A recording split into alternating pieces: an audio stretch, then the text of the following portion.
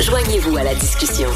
Appelez ou textez le 187 Cube Radio 1877-827-2346. Il faut que je remercie Stéphanie qui met tant d'emphase sur des sujets qu'on veut adresser particulièrement pendant la période des fêtes, parce que l'alimentation, pour quelqu'un qui a des allergies, et j'en fais partie, c'est toujours un petit risque. Quand on rentre dans une réception puis qu'il y a des plats qui ont été préparés par quelqu'un d'autre que nous, on peut faire comme est-ce que je peux manger ça? Alors on va en discuter avec le professeur adjoint à la division des allergies, d'immunologie et de dermatologie clinique à l'hôpital de Montréal pour enfants au centre universitaire de McGill, donc ce qu'on appelle communément le CUSUM, le docteur Moshe Ben-Shoshan. Docteur Ben-Shoshan, bonjour. Bonjour.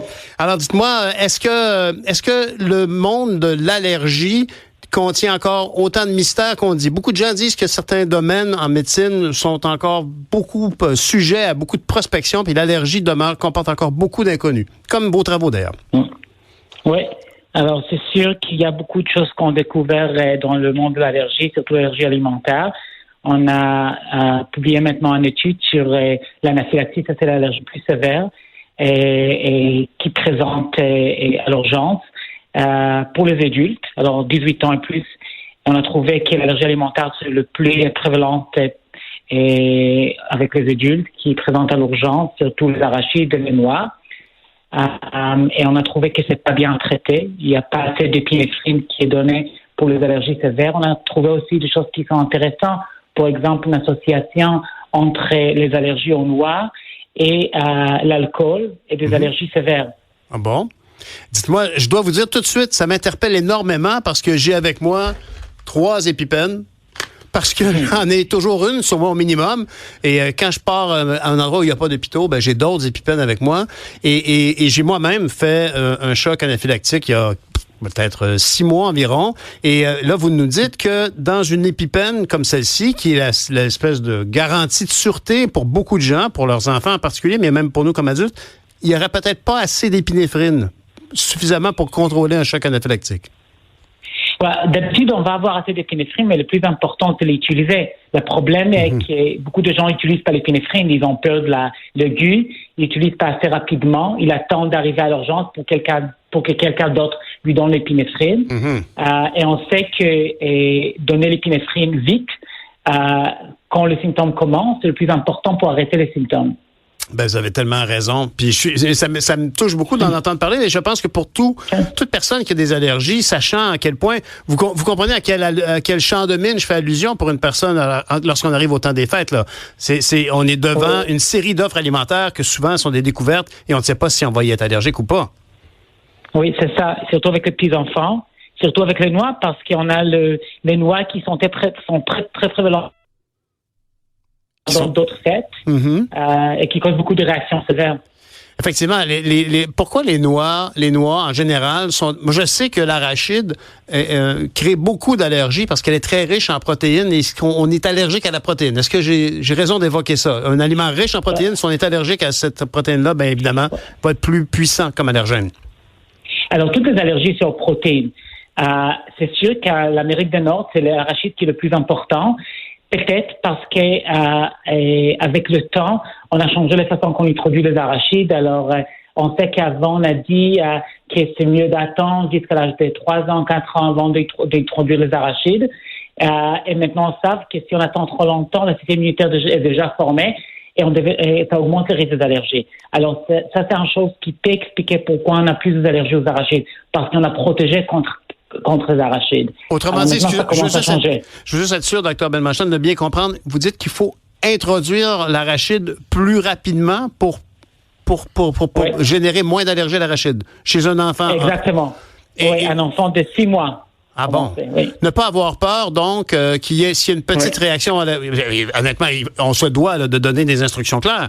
Un enfant qui passe au solide, donc il y a eu les liquides, il est rendu au solide, on peut introduire le beurre d'arachide dès l'âge de 6 mois. Et qu'est-ce qu'il faut faire à ce moment-là? Est-ce qu'il faut surveiller? Évidemment, j'imagine le moindre signe. On m'a dit que les allergies vont toujours en augmentant. Alors, j'imagine que le moindre petit symptôme est à surveiller. Oui, alors on surveille et le plus important, c'est pas seulement donner une fois et dire « OK, c'était correct, on attend maintenant jusqu'à l'âge d'un an pour donner la deuxième fois ». L'important pour le système immunitaire, ce qui est important pour le système immunitaire, c'est introduire et continuer à introduire. Minimum 2-3 fois par semaine Quand ça, le système immunitaire s'habitue, elle réagit moins.